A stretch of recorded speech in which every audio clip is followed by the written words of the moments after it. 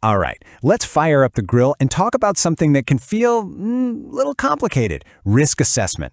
We're going to tackle a concept called delivered risk, but we're going to do it in a way that anyone who's ever hosted a backyard barbecue can totally understand. Okay, let's get into it. Listen, we've all been there. So picture this. You started out with a tiny little portable charcoal grill. It was simple, it was manageable, it got the job done. But then, scope creep happens. The goal is now the ultimate BBQ experience. And suddenly you're upgrading to this thing, a 6-burner, smoke-spitting behemoth. Why is it breathing fire? I thought this was a minor uplift. And this isn't just an upgrade. It's a jump to a completely new operational state. And that brings us right to the heart of what we're talking about today: delivered risk. See, this is all about the increased exposure to all kinds of risks, new ones, old ones, that comes with your powerful new setup. With that massive grill comes massive new responsibility. You're not just grilling hot dogs anymore. I just wanted to assess a change. Now I feel like I've adopted a dragon. Is that worse? Only if your house is nearby. So before we get to the pro-level hacks, let's talk about why so many beginners end up burning the ribs, and maybe their reputations too. There are 3 really common pain points that can turn that dream barbecue into a complete and total operational meltdown. So a big part of the problem is just a lack of coordination. And this isn't just a feeling, it's real. Studies actually show that nearly half of professionals are working without a clear map of who's supposed to be doing what. And that leads us directly to our first big pain point, which, comes straight from that lack of coordination. We call this the potato salad problem. You know what I'm talking about. When there's no clear coordination, you get duplication. 3 different people show up with potato salad. But what's even worse is you get these critical gaps, like nobody thought to bring the propane. In the business world, this means tons of wasted effort and mission-critical stuff just not getting done at all. Okay, so what's the second common pitfall? Let's take a look. This one is huge. It's treating your risk assessment like it's a one-time checklist. It's like checking the temperature of a brisket once, right at the beginning, and then just walking away. But in today's world, things are changing constantly. Risks evolve. If you're not monitoring what's going on, your assessment is basically out of date before that grill even gets hot. And all of this brings us right to the third, and maybe the most draining pain point of all. It's what happens when these first 2 problems start to pile up. And that is firefighting fatigue. This is when you spend all your time and energy just putting out fires, the actual incidents, instead of fixing the root cause, the leaky gas valve. You're just constantly reacting, you're totally exhausted, and the core problems, they never ever actually get solved. Okay, enough problems. Let's talk about solutions. The very first hack to becoming a true pitmaster of risk is this: you have to know your heat. And what that means is understanding the absolutely crucial difference between delivery risk and delivered risk. So here's the difference, and it's a big one. Delivery risk is about the project itself. Did the grill arrive on time? Did a bolt go missing? It messes with your schedule, your cost, your quality. Delivery risk is everything that could go wrong building the barbecue.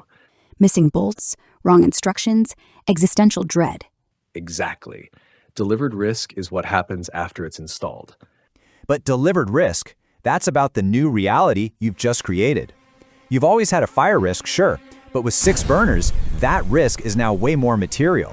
So you have to ask yourself, do my existing controls, like that little fire extinguisher from the kitchen, do they need a major uplift to handle this new environment?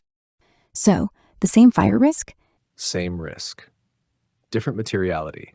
Meaning, do I light the fire first or marinate the meat? If you marinate after cooking, we call that an incident. Is every flare-up a risk? No, that's an incident. All right, our second hack really builds on this idea of being crystal clear. You have to start using precise language. Stop calling every single flare-up a risk. Let's get specific and separate the issues from the incidents. So an incident is a risk that has actually happened. It's right now. The smoker is actually on fire. This demands an immediate response. You got to grab the extinguisher, right? Then what's an issue? The thing that will cause the fire. An issue, though, is something different. That's the root cause. It's the weakness in your controls that you've spotted. The gas hose is frayed.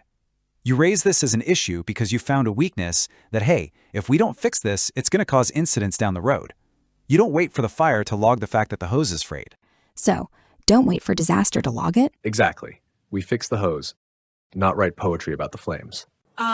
So risk first, impact first, control first? Yes, but also no.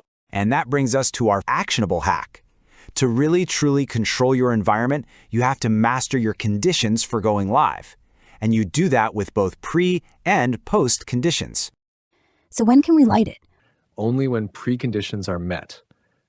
Fire mat, safety check, extinguisher. Miss one, and it's a no-go. Here's how this works. Preconditions are your non-negotiables. They're the must-haves. That gas safety check must be done before you light that match. If it's not, that's a high-priority issue, and you just don't cook, period. And post conditions?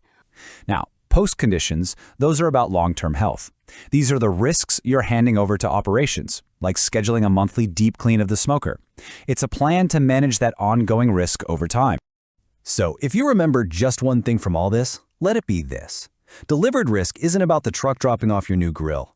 It's about that aha moment when you realize that while fire has always been hot, you now have 6 times the fire, and you absolutely positively need a bigger extinguisher to handle that new level of exposure. So my job is making sure the barbecue feeds people, not burns the house down. Exactly. So here's your takeaway. Real risk management, it's all about preparation, not just reacting to flare-ups. It means knowing your risk ratings and having all your conditions met before you ever go live. The whole goal is to make sure your controls, your fire extinguisher, is a perfect match for your new level of exposure. What if this wasn't my first delivered risk? Then welcome to the lifestyle. And now I want to turn it over to you. I want to hear about your experiences out there. Has a delivered risk assessment ever been the final word, the go or the no-go decision on one of your projects? Drop a comment below and share your story. Thanks for tuning in. What if I finish the report and nobody does anything? That's the real risk. A beautiful assessment that never gets lit.